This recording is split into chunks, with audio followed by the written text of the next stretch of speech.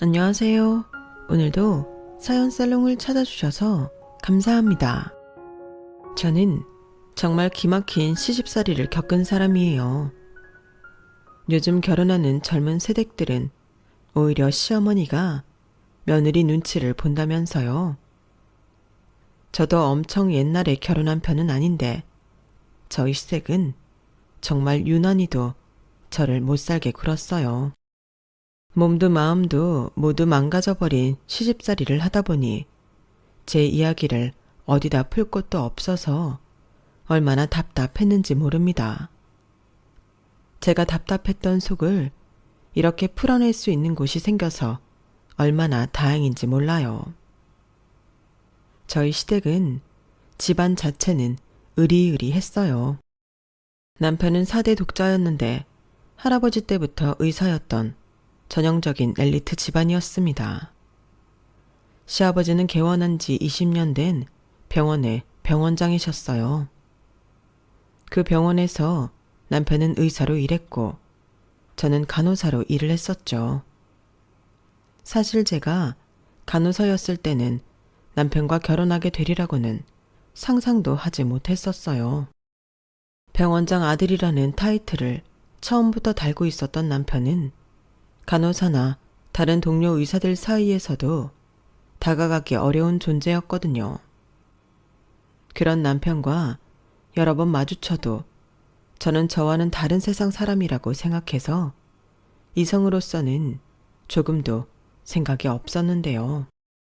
어느 날 갑자기 남편이 저에게 번호를 물어보고 밖에서 밥을 먹자는 등 대시를 해오면서 만나게 되었어요.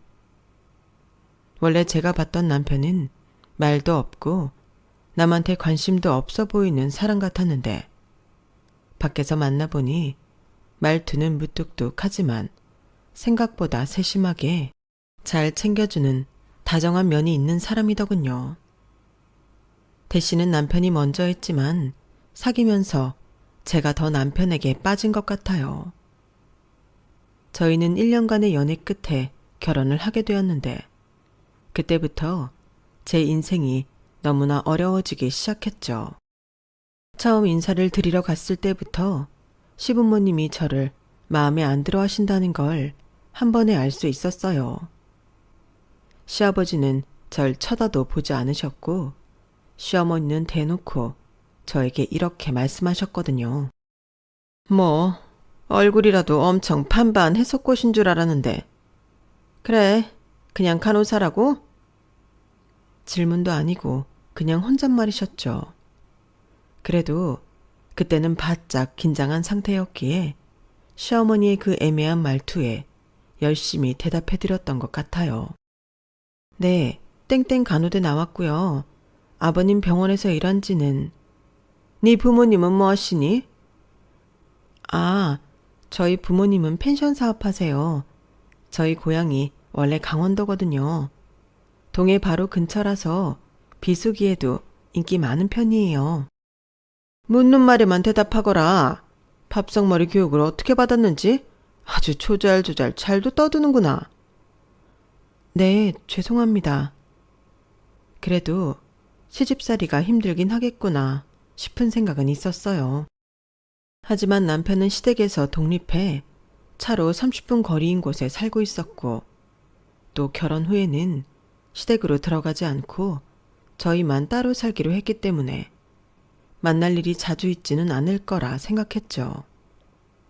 시부모님이 직접 저희 신혼집을 마련해 주시겠다고 말씀하셨으니 당연히 그렇게 생각했어요.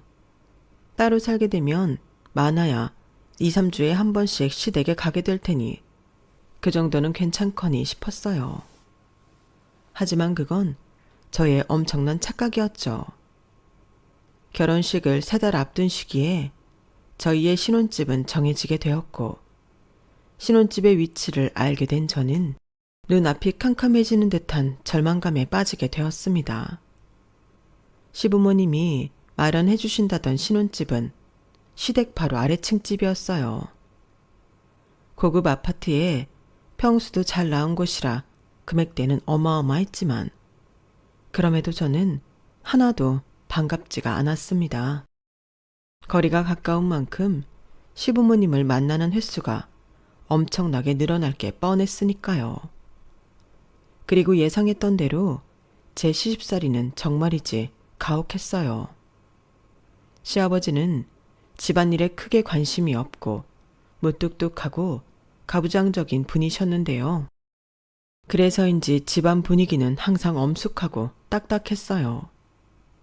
시어머니는 모든 집안일을 속삭이듯이 말씀하시며 가르치셨고, 저는 모든 집안일을 시어머니가 가르치시는 대로 따라야만 했죠. 대부분의 집안일 순서는 밥을 먹는 것부터 빨랫감 정리하는 것까지 전부 의사이자 3대 4대 독자인 시아버지와 남편이 우선순위였고, 그 다음이 시어머니, 그 다음이 저였어요.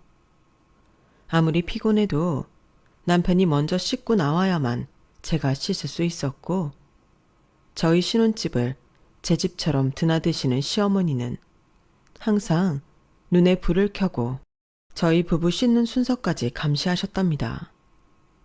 결혼 전 생각했던 것과 너무나 다른 현실이었죠. 처음에는 불만이고 뭐고 당장 달라진 환경에 적응하느라 정신이 없었어요. 저는 낮에 근무를 하던 밤에 근무를 하던 일이 끝나면 언제나 시댁으로 퇴근을 해서 정해진 집안일을 마친 후에 집에 와서 잠을 잘 수 있었거든요. 게다가 제사가 1년에 6번이라 2달에 한 번은 무조건 아침 일찍부터 제사 음식을 해야만 했어요. 그러다 보니 절대적으로 잠이 부족해지더라고요. 덕분에 건강이 하루가 다르게 망가져 가고 있었죠. 그뿐만이 아니라 저는 시댁에서 밥도 제대로 못 얻어먹고 있었습니다. 저희 시어머니는 매 끼니마다 무조건 모든 사람 앞에 밥과 국, 그리고 6가지 반찬을 1인분씩 차려놓았어요. 마치 일본식 가정요리 식당에 가면 나오는 상차림처럼요. 그리고 요리를 제가 다 하더라도 그릇에 담는 건 무조건 시어머니 몫이었는데요. 정갈하게 시아버지와 남편의 상을 차리고 시어머니의 상까지 차리고 나면 저에게 남은 몫이라곤 풀떼기나 양념 찌끄러기 등이었어요. 밥마저 부족할 때가 많았죠. 그래서 애초에 요리할 때 제가 양을 4인분보다 조금 많게 하려고 하면 시어머니는 득달같이 달려와서 손등을 내려치시는 거예요. 너 지금 뭐 하는 거야? 내가 분명히 정량이 어느 정도인지 알려줬었지? 지금 내 말을 어기는 거야? 그게요, 어머님. 항상 차리고 나면 양이 부족하더라고요. 그래서 평소 하던 것보다 0.5인분만 더하면 양이 딱 저희 가족에 맞을 것 같아서요. 뭐가 양이 부족하다는 거야? 다들 아무 소리 안 하고 잘만 식사하는데. 그야 다른 분들 식사 먼저 차리니까요. 아무래도 아버님도 남편도 남자분들이시니까 넉넉하게 드시잖아요. 그걸 고려해서 조금 양을 넉넉히 하는 게. 시끄러워. 좀 있는 집안 들어오니까 우리 집 살림살이가 전부 네 거 같아? 결혼한 지 얼마나 됐다고? 벌써부터 낭비할 생각하는 것 좀 봐. 네가 먹는 양을 줄여서라도 아낄 생각을 해야지. 제가 퇴근하고 막 들어올 때도 있는데 밥이 반 그릇도 안 남을 때도 많으니까 제가 너무 배고파서 그래요, 어머님. 너 가서 거울 좀 봐라. 지금 얼마나 살이 쪘는지. 안 그래도 우리 아들 와이프가 간호사라서 다들 흉볼 텐데 외모라도 가꿀 생각을 해야지. 어쩜 너는 시집와서 살이 더 쪘니? 아주 이제 마음 놓고 게을러도 된다는 거야. 뭐야? 아니요, 어머님. 제가 요즘 잠도 못 자고 퇴근하고 나서도 계속 서서 일하니까. 이게 어디서 꼬박꼬박 말대꾸야? 너 어디서 그렇게 꼬박꼬박 어른한테 말대꾸 하라고 배웠니? 어? 시어머니는 대화가 하나도 통하질 않는 분이셨어요. 제가 하나하나 대화로 풀어보려고 해도 무조건 윽박만 지르니 나중에는 아무 말 안 하게 되더군요. 시어머니야, 집에만 계신 전업주부시니 그 모든 일들을 시간에 맞춰 딱딱 해내시고 식사량도 조절하실 수 있겠죠. 하지만 저는 매일 하루 종일 일하고 퇴근하는 건데도 들어가자마자 시어머니가 정해놓은 시간표대로 모든 집안일을 하니 배가 고플 수밖에요. 그리고 제가 결혼하고 살이 찐 건 살이 아니라 전부 붓기였어요. 퇴근 후 시댁까지 들렀다가 저희 집으로 내려오면 발이 너무 부어서 신발도 잘 안 들어갈 정도였으니까요. 그래서 저는 결혼한 이후부터 신발을 한 사이즈 큰 운동화만 신고 다녔어요. 제가 하루가 다르게 안색도 안 좋아지고 몸이 부으니 남편은 시간이 날 때마다 퇴근 시간을 맞춰서 저를 데리고 외식을 나갔어요. 남편이 직접 시어머니께 이런저런 부부 동반 모임이 있다고 들러대니 시어머니도 그냥 넘어갈 수밖에 없었죠. 주말에도 시간이 나면 바람 좀 쐬러 간다고 들러대고 저희 부모님 펜션으로 가버렸어요. 그나마 남편이 이렇게 쉴 틈을 만들어주니 제가 버틸 수 있었던 것 같아요. 하지만 애당초 의사란 직업이 워낙 바쁘다 보니 이런 날들은 한 달에 많아야 2번 정도였고 저는 누적된 피로감과 스트레스에 점점 더 건강이 악화되고 있었죠. 그런데 그 상황에서 더 스트레스 받는 일이 생긴 겁니다. 제가 결혼한 지 한 1년 반쯤 넘어갈 때였는데요. 남편이 어쩌다 한번 저희가 바람 쐬러 나갈 때 친정 부모님 펜션으로 간다는 말을 했었어요. 그전에는 딱히 위치를 얘기하지 않았거든요. 그런데 남편의 그 얘기를 듣자 그때부터 시부모님이 저희 부모님 펜션을 별장처럼 이용하시는 거예요. 그걸 저는 나중에 저희 친정엄마 전화를 받고 나서야 알았어요. 이미 몇 개월 동안 여러 번 이용하셨다는 얘기를 듣게 되자 제가 혼자 고된 시집살이를 하는 거랑은 차원이 다른 스트레스가 오더군요. 안 그래도 친정집에 갈 때마다 부모님이 제 걱정을 정말 많이 하셨거든요. 다른 지역으로 시집간 딸이 매번 찾아올 때마다 안색이 안 좋아지니 부모님 입장에서는 당연히 걱정이 되셨던 거죠. 딸, 요즘 힘든 거 없어? 올 때마다 얼굴이 너무 안 좋네. 와서도 잠만 자고 아까 보니까 너 다리가 너무 많이 부었더라. 이러다 하지정맥류라도 걸리겠어. 일이 바빠서 그렇지 뭐. 예전에는 이 정도 바빠도 괜찮았던 것 같은데 나도 이제는 체력이 안 되는 것 같아. 그래도 틈틈이 발 마사지도 받고 여기 와서 쉬고 하니까 괜찮아. 아니 사돈어른은 며느리가 이 지경인데 근무도 조정 안 해주셔? 병원장 며느리 시켜준다고 아주 콧대가 높더니 뭐 해주는 것도 없이 이게 뭐야. 아우 그러면 요즘에는 다 뒤에서 말 나오고 그래. 다른 직원들이랑 똑같이 일하는 게 맞는 거지. 그냥 내가 체력이 안 따라줘서 그런 거야. 그래도 그렇지. 여기라도 자주 와서 푹 쉬고 가. 요즘에는 왜 이렇게 뜸해졌어? 이제는 거의 3, 4개월에 한 번씩만 오네. 남편이 바빠서 앞으로 더 자주 올게요. 차마 부모님이 더 걱정하실까봐 저는 시집살이가 힘들다는 말은 하지 못하고 매번 일 핑계만 댔어요. 그렇게 1년 넘게 부모님께 시집살이가 험하다는 사실을 숨겨왔는데 시부모님이 펜션에 자꾸만 가시니 혹여라도 두 분이, 특히 시어머니가 저희 부모님께도 고압적인 말이나 행동을 하게 될까봐 노심초사하게 되는 거예요. 다행히 대화는 별로 나누시진 않았다지만 저희 시부모님은 너무나 당연하게 아무런 금액도 내지 않고 가장 비싼 방에 2, 3일씩 머무르다 가셨어요. 저희 부모님 입장에서는 이걸 거절하기도 그렇고 돈을 내라고 하기도 그러니 말없이 계셨다가 성수기에도 찾아오니 저에게 연락을 하신 거예요. 친정 엄마에게 상황을 전해 듣고 저는 곧바로 남편에게 전화해 이 일에 대해 이야기를 했습니다. 여보, 혹시 당신 어머님 아버님 우리 친정 펜션 다니시는 거 알았어? 간혹 가신다 그러더라고. 왜? 아니, 그걸 그냥 그렇게 두면 어떡해. 어머님 아버님이 돈도 안 내시고 제일 비싼 방에 2, 3일씩 있다 가신다는데 당신 그것도 알았어? 우리도 그랬잖아. 우리는 성수기는 피해서 갔었잖아. 그것도 가끔씩. 어머님 아버님이 지난달에만 2번을 가셔서 주말 내내 있다 오셨대. 펜션 사업이 시기가 얼마나 중요한데. 이런 성수기에까지 그것도 주말에 그렇게 가시면 어떡해. 당신이 얘기 좀 해봐. 돈 내라고?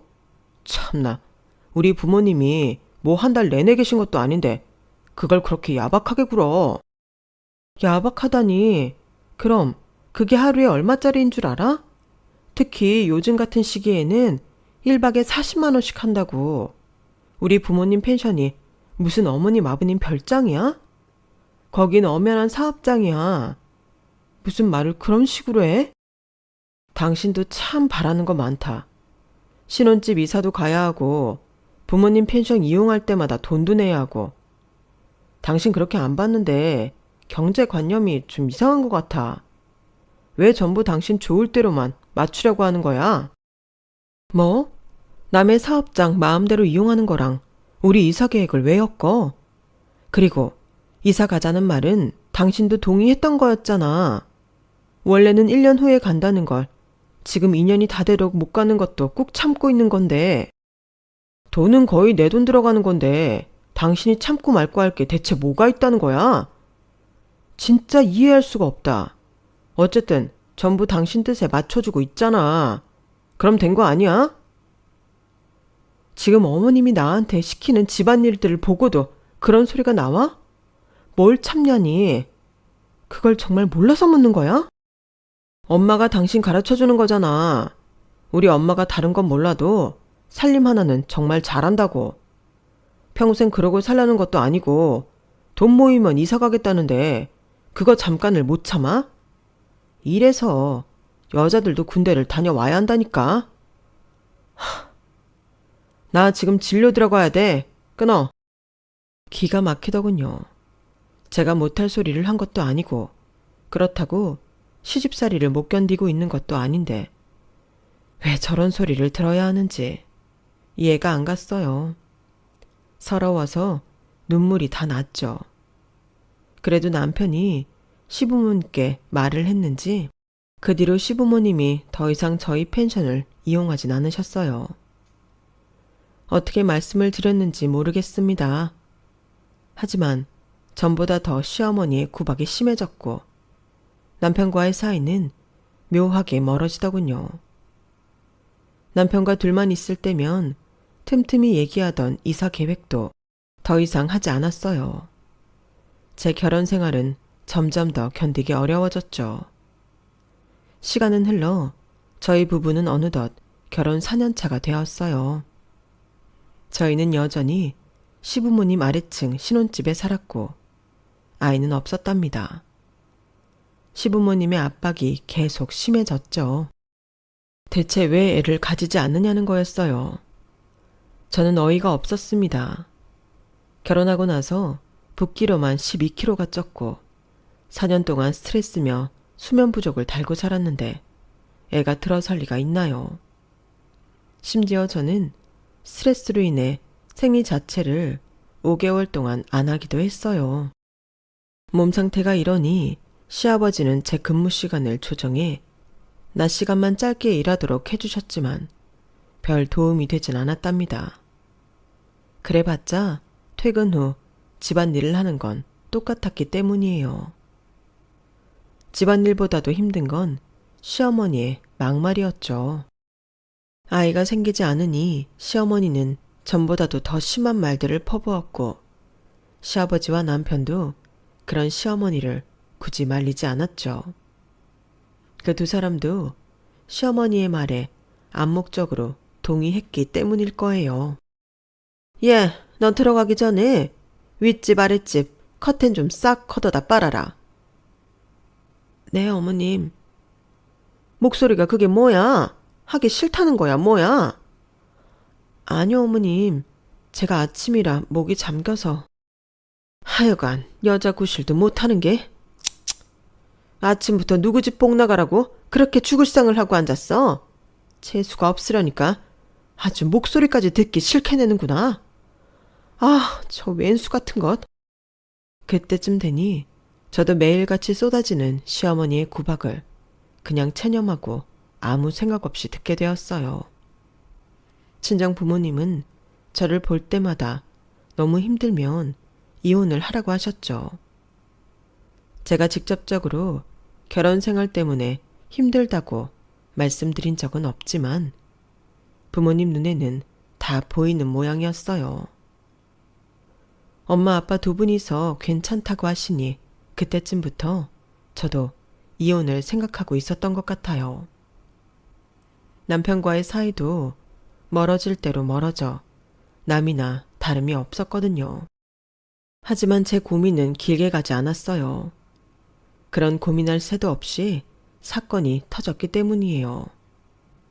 어느 날부터인가 하혈을 하기 시작한 저는 몇 주가 지나도록 피가 멈추질 않았어요. 그때는 피를 너무 많이 쏟아 눈앞이 빙빙 돌 정도로 빈혈 증세까지 심해졌죠. 빈혈 증상이 생기자마자 저는 산부인과를 찾아갔어요. 다행히 저희 병원 내에도 산부인과 진료를 받기에 근무 중에 검사를 받아볼 수 있었어요. 그런데 검사 결과를 들은 저는 까무러치게 놀랐습니다. 몸이 오랫동안 안 좋다 싶더니 무려 자궁암 진단을 받은 거예요.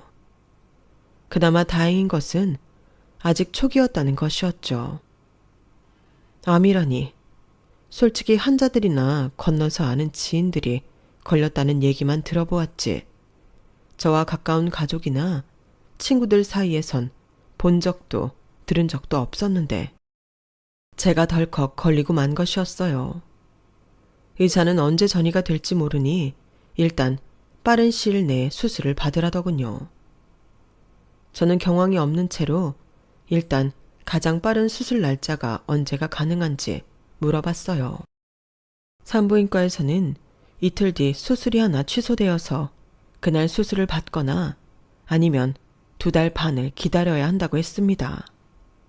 그래서 바로 이틀 뒤에 수술 예약을 잡고 나왔어요. 그래도 사람이 죽으란 법은 없다고 그나마 아버님께 패기치지 않고 빠르게 수술이 잡힌 게 참 다행이라는 생각이 들더라고요. 저는 급한 대로 이 사실을 병원장인 시아버지와 남편에게 먼저 알렸고 근무 날짜부터 조정했습니다. 급하게 부탁을 드리니 대타 인원을 구하는 일이 쉽지가 않았어요. 과정이 어려웠지만 그래도 사안이 사안인 만큼 같이 일하던 동료들이 최대한 시간을 맞춰주더군요. 얼마나 감사했는지 몰라요. 저는 감사한 마음을 담아 커피 쿠폰이라도 보내주고 인사를 했고 그날은 평소보다 조금 일찍 퇴근을 했어요. 집으로 가는 길에 갑자기 혼자 남게 되자 그제야 제 몸에 암세포가 있다는 사실이 더 무섭게 다가왔어요. 생각이 참 많아지더군요. 그간 살아왔던 생각을 하며 집에 거의 도착했을 즈음이었어요. 친정엄마한테서 전화가 온 겁니다. 순간적으로 눈물이 그렁그렁 맺히는 걸 겨우 가라앉히고 전화를 받았어요. 일부러 최대한 밝은 목소리를 내며 전화를 받았는데 엄마가 이미 모든 소식을 다 알고 계시는 거예요. 너 암이라니 그게 무슨 소리야. 한사방한테 다 틀었다. 너는 그런 일이 있으면 엄마 아빠한테 먼저 연락을 했어야지. 지금 어디야? 몸은 어때? 통증은? 통증은 크게 없어. 엄마, 너무 걱정 안 해도 돼. 일찍 발견해서 다행이라고. 의사도 바로 수술하면 별 이상 없을 거랬어. 수술 이후에 건강관리 잘하면 된대. 초기라고? 수술은 언제인데? 수술해도 암이면 관리가 여간 까다로운 게 아닐 텐데. 우리 딸. 아이고. 그래서 수술은 언제래? 네 엄마 지금 다리 풀려서 통화하기 힘들 것 같다. 수술은 내일 모레야. 마침 취소된 수술건이 있어서 바로 예약했어. 곧바로 수술하는 거면 문제 없대. 너무 걱정하지 마. 나 엄청 죽을 병 걸린 거 아니니까 엄마 좀 진정하라고 해줘, 아빠. 그래, 알았어. 너도 몸 관리 신경 써. 한서방이 대뜸 암이라는데 얼마나 심장이 떨렸는 줄 알아? 젊은 나이에 암이라니. 당연히 엄마 아빠 놀라지. 수술이 내일 모레 몇 시야? 오전이야? 10시야. 수술도 금방 끝나. 너무 걱정하지 마. 이거 정말 큰일 아니야. 알았다. 일단 내 엄마 좀 진정시켜야겠어. 나중에 다시 연락하마. 겨우 부모님을 진정시켜드리고 전화를 끊는데 엄청나게 화가 나는 겁니다. 대체 부모님께 어떻게 말씀을 드렸길래 엄마가 거의 쓰러지시고 그 침착하신 아빠마저 놀라셨는지 모르겠더라고요. 그래서 저는 씩씩거리면서 집에 들어갔어요. 마침 시어머니는 당신 친구들이랑 여행을 다녀온다고 집에 없었고 때맞춰 퇴근한 남편이 먼저 들어와 있더군요. 저는 남편을 보자마자 화가 난 목소리로 물었습니다. 당신 대체 우리 부모님께 뭐라고 말씀을 드린 거야? 뭐? 뭐라고 말씀드리긴. 어떻게 말했길래 우리 부모님이 거의 쓰러지실 정도로 놀라냐고. 안 그래도 두 분 다 연세도 있으신데 최대한 놀라지 않게 말씀을 드려야지. 또 그냥 기계처럼 대충 말했어? 뭘 또 내가 기계처럼 말해. 그냥 있는 사실 그대로 말씀드린 거야. 자궁에 암이 발견돼서 수술 들어간다고. 그래서 임신도 못하고 있었던 거라고. 못 살아. 그렇게 말하면 어른들은 당연히 놀라지. 그럼 어떻게 말씀을 드리라고. 참나, 내가 무슨 소아과 의사인 줄 알아? 이젠 아주 별걸 가지고 트집을 잡으려 하네. 말이 다르고 다르다는 소리잖아. 내가 항암 치료를 들어간다는 소리를 했어? 아님 마음의 준비를 하란 소리를 했어? 어련히 금방 수술 들어간다 하면 초기 발견인 줄 알았어야지. 요즘 같은 세상에 검색 조금만 해도 심각한 병 아니라는 거 금방 알 수 있는데 당신 부모님이 호들갑 떤 거잖아. 그걸 왜 내 탓을 해? 하여간 이래서 사람이 무식하면 안 된다니까. 공감도 지능이야, 이 무식한 인간아. 의사란 인간이 환자 보호자한테 말하는 법도 모른다는 게 자랑이야, 지금? 무식한 사람이 누군데 남의 부모를 욕하는 거야? 그간 쌓여있던 불만이 저희 부모님을 욕하는 소리에 걷잡을 수 없이 크게 터졌어요. 정말 저녁 내내 집안이 떠나가라 소리를 지르고 싸웠죠. 남편은 제가 평소처럼 쉽게 져주지 않자 처음엔 당황하더니 이내 엄청나게 화를 내더군요. 어디서 아내가 남편한테 한마디도 지지 않느냐는 거였어요. 숨막히게 가부장적인 모습이 시아버지랑 똑 닮았더군요. 꼴도 보기 싫어서 그날은 각방을 썼어요. 세상에 어떤 남편이 와이프 몸에 암세포가 발견됐다는데 별것도 아닌 병이라고 말하나요? 화가 나는 와중에도 수술 준비에 필요한 걸 미리 체크했는데 어찌나 제 신세가 처량하게 느껴지던지 눈물을 한 바가지 쏟았어요. 겨우겨우 새벽 늦게 잠이 들었다가 오전에 간신히 출근을 했어요. 얼굴이 엉망이었지만 같이 일하는 동료들이 다들 모른 척 해주더군요. 아마 제가 수술을 앞두고 마음고생을 했을 거라 생각하는 것 같았어요. 저는 그날 역시 이른 퇴근을 하고 저녁부터 금식에 들어갔답니다. 전날부터 누적된 피로감 때문에 한시라도 빨리 쉬고 싶었죠. 그런데 퇴근 후 간단한 정리를 하고 나오니 시어머니가 문자를 보내놓으셨더라고요. 빨리 올라오라고요. 여행 갔다가 막 돌아오신 모양이었어요. 무슨 일인가 싶어 윗집으로 올라가니 시어머니는 이미 문 밖으로 나와 계시더군요. 너는 뭐 하느라 저녁도 안 차리고 있는 게야? 시어머니는 저를 보자마자 버럭 소리를 지르셨죠. 딱 보니 제가 암이라는 걸 모르시는 것 같았어요. 그래서 제가 저는 오늘 저녁은 안 먹는다고 내일 수술 준비를 해야 한다고 말씀을 드렸습니다. 어머님, 제가 자궁에 암세포가 발견돼서 내일 오전에 수술을 들어가요. 오늘 저녁부터 금식이라 식사는 못하고요. 아버님이 차리지 말라고 하셔서 집에서 쉬는 중이었어요. 뭐? 자궁에 암이 있다고? 하여간 가지가지 하는구나. 여자 구실만 못하는 게 아니라 돈 잡아먹는 기계였네 아주. 그럼 내일 제사는? 내일 제사요? 아, 내일이 제사 날짜였네요. 근데 제가 오전 수술이라 병원에 일찍 들어가 봐야 해서요. 그럼 수술 시간을 늦추던지 아님 날짜를 미루던지 하거라. 네? 아니 어머님, 저 암이 발견된 거예요. 초기에 발견되어서 다행이지만 최대한 빨리 제거하고 치료받아야 한다고요. 내일이 아니면 2달 반을 기다려야 한다는데 그러면 불안해서 어떻게 기다려요? 2달 반이 아니어도 당장 수술은 해야지요. 암인데요. 어디서 눈을 똑바로 뜨고 말대답이야. 내일 당장 죽는 것도 아닌데 네가 어디서 호들갑을 떨어 호들갑을 떨긴. 수술 그거 한 2-3시간 미루고 제사 드리고 가거라. 너무하신 거 아니에요? 제가 아무리 싫으셔도 그렇지 어떻게 수술 앞둔 사람한테 그렇게 말씀하실 수가 있어요.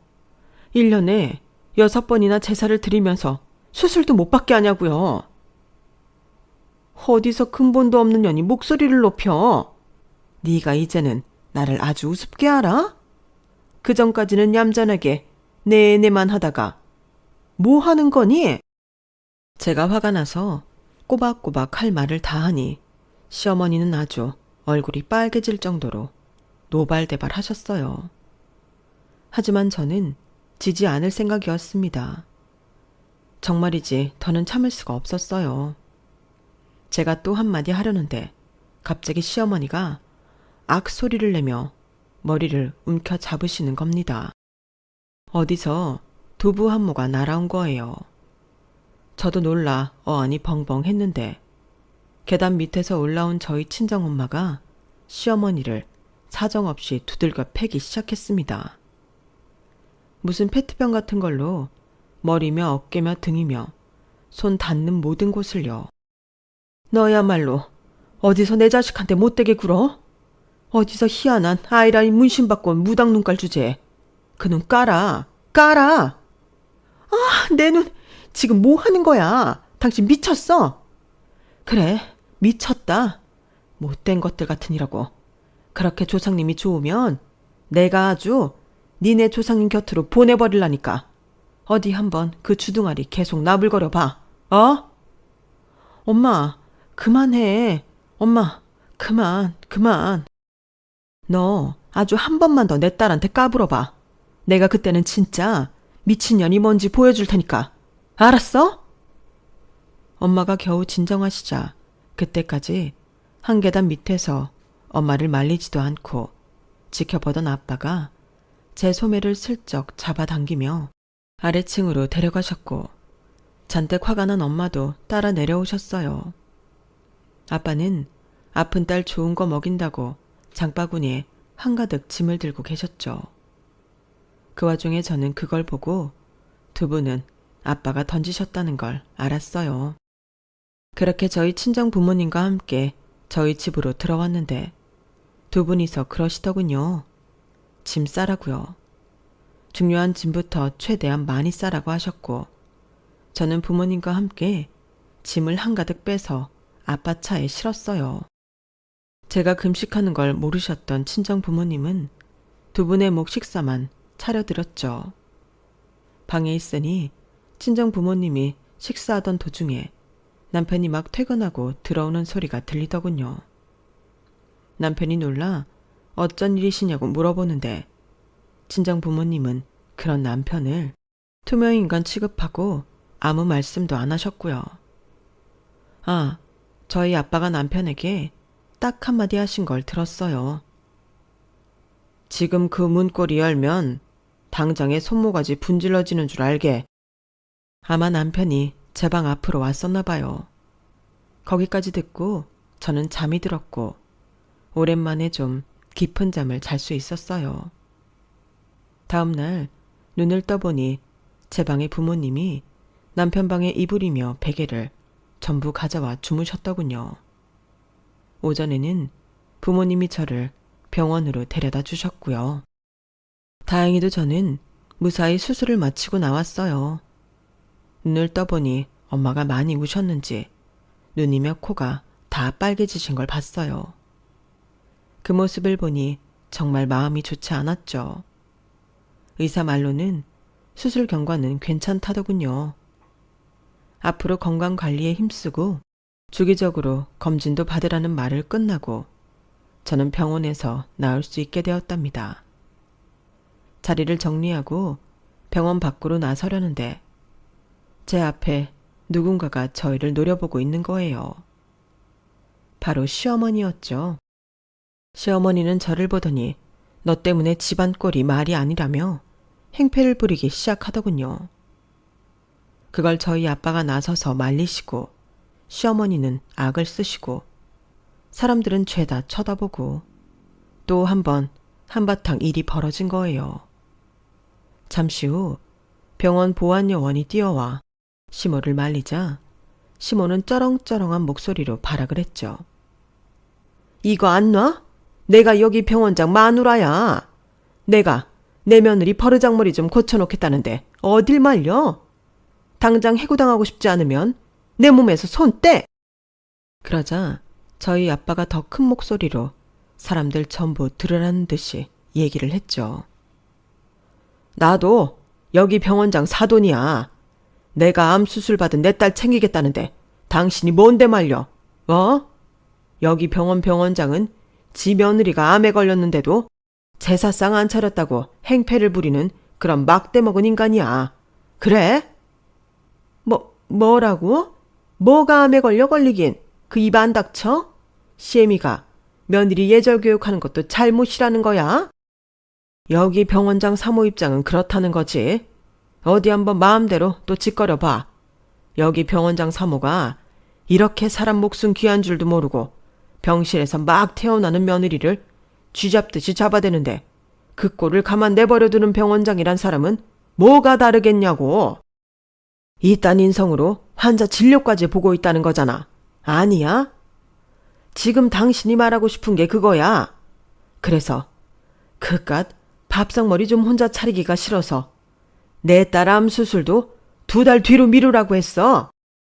친정 아빠의 말에 사람들이 수군거리며 시어머니를 손가락질하기 시작했고 시어머니는 당황해서 얼굴이 시뻘겋게 달아오른 채로 어버버 거리더군요. 어디서 소란이 일어났다는 소리를 들었는지 저 멀리서 남편이 불이 나게 뛰어오고 있었고요. 친정 아빠는 마지막으로 시어머니한테 한 번만 더 우리 앞길을 막으면 가만두지 않겠다고 으름장을 놓았고 남편은 시어머니 팔을 우악스럽게 잡고 어디론가 끌고 가더군요. 그렇게 한바탕 소동이 끝났고 저희 셋은 바로 친정집으로 가버렸어요.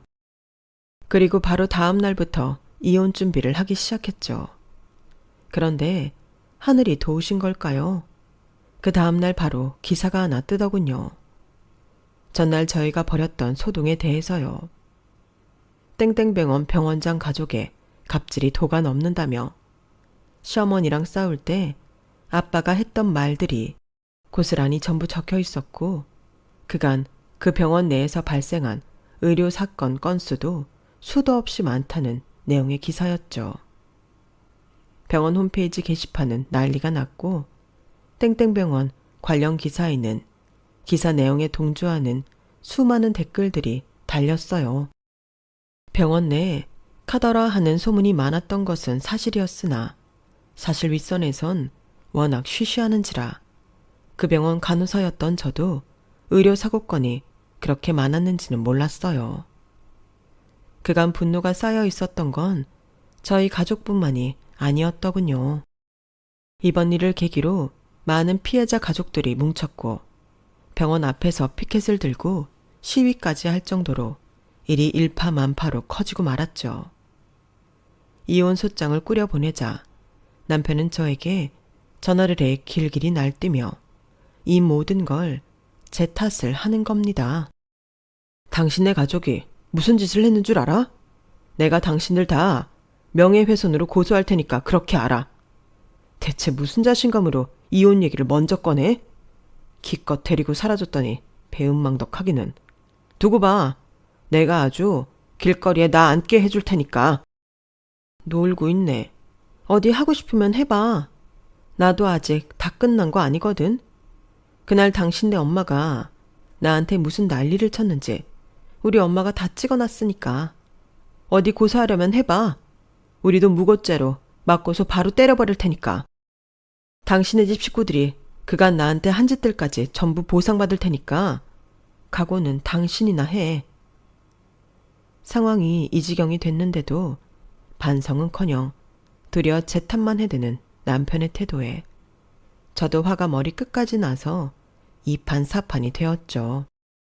남편은 정말로 저희 가족을 명예훼손으로 고소했고 소장을 받은 저희도 곧바로 맞고소를 했어요. 그리고 그동안 제가 시댁에서 겪은 모든 일들을 전부 손해배상 청구했고요.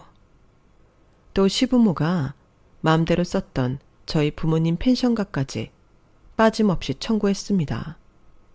마지막으로 이 모든 내용을 병원에 대한 기사를 제일 처음 적어주신 기자님께 메일로 보내드렸죠. 나중에 알고 보니 그 기자님은 4년 전 땡땡병원에서 의료사고로 동생을 잃은 분이셨더군요. 그동안 땡땡병원이 무마시킨 의료사고 건들을 차곡차곡 모아두며 때를 기다리고 있었는데 아니나 다를까 병원장부터 인성이 바닥인 사람들이라는 게 저를 통해 드러났다며 저에게 오히려 고맙다고 하셨어요. 다음날 병원 게시판과 지역 커뮤니티에는 땡땡병원 병원장 가족이 반성은커녕 며느리한테 모든 죄를 뒤집어 씌우려고 한다는 이야기가 돌았고 시댁 가족들은 더더욱 궁지에 몰리게 되었답니다. 일주일 뒤에는 의료사고 피해자들이 다 함께 집단 의료소송을 걸었고 동료들에 의하면 병원 내에서는 병원장을 해임한다는 이야기가 돌고 있다더군요. 상황이 이 지경이 되자 시어머니가 저희 친정집으로 찾아왔어요. 평소 그 고상하던 스타일링은 다 온데간데 없어지고 초췌한 모습으로 나타난 시어머니는 대뜸 저희를 불러내더니 이런 소리를 했어요. 이쯤 했으면 그만하죠. 사람들 전부 들쑤셔서 저희 엿먹이려는 거. 이 정도면 잘 통한 거 아니에요? 비싼 차 몰고 헛소리 하러 왔어요? 누가 그래요? 우리가 그쪽 엿먹이라고 한다고. 우리는 정당하게 배상 받아야 할 것들을 요구하는 거고 당신네 가족이 사람들한테 손가락질 받는 건 그간 쌓아온 업보를 돌려받는 거예요. 그러게 누가 그렇게 하늘 무서운 줄 모르고 망나니처럼 살래? 참나. 그래서 그만 못하겠다는 거예요? 저희도 아직 남은 카드가 있어요. 그때 저희 집 복도 앞에서 저한테 폭력을 행사하셨었죠? 제가 그래도 며느리 걷어들였던 정이 있으니 그것까진 신고 안 했어요. 그렇지만 이쯤에서 관두지 않으면 폭행죄로 지금 바로 신고하겠어요. 그러니까 좋은 말로 할 때 하던 거 다 그만두세요. 웃기고 앉아있네. 이봐요 아줌마. 당신이 그동안 나한테 갑질해온 거 그걸 폭력이라고 하는 거예요. 당신이 저지른 일에 대해서 배상받는 거, 이혼하는 거. 우리는 이거 2개밖에 안 했어요. 다른 건 다 당신들이 스스로 판 무덤인 거죠. 사람들 살려야 하는 의사가 아주 천인공노할 짓들을 저질러 놓고 왜 그걸 우리 가족 탓을 해요? 딸, 비켜봐봐. 제가 시어머니한테 하극상을 부리며 대드는데 엄마가 뒤에서 저를 제치고 나오셨어요. 손에는 소금을 한 바가지 들고서요. 그리고는 그 소금을 정말 세게 시어머니를 향해 휘둘렀습니다. 기껏 와서 한다는 소리가 얼른 안 꺼져? 어디 한번 신고하려면 신고해봐라 이 못된 년아. 내가 이 나이에 그깟 빨간 줄 좀 생기는 게 두려울 것 같아? 어디 간사한 혓바닥을 놀리고 앉았어? 내가 벌을 받아도 나라에서 주는 벌을 받지 니년한테 미안할 건 하나도 없어. 다시는 여기로 찾아올 생각도 하지 마. 소금을 한 바가지 맞은 시어머니는 소리를 지르며 달아났고 엄마는 씩씩거리면서 시어머니가 몰고 가는 차에다가도 소금을 뿌렸어요. 저 차까지 모든 게 재수가 없다면서요.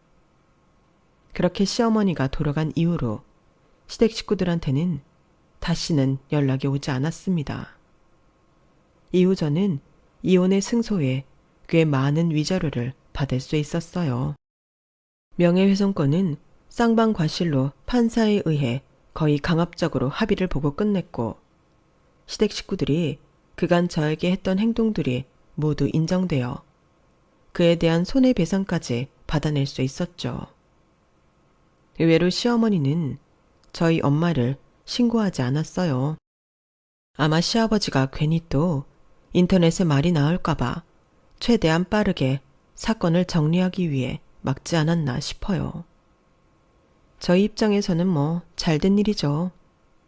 저는 요즘 그간 바쁘고 속 시끄러웠던 모든 일을 끝내고 친정집에서 부모님의 펜션을 같이 관리해주며 여유롭게 살아가고 있답니다.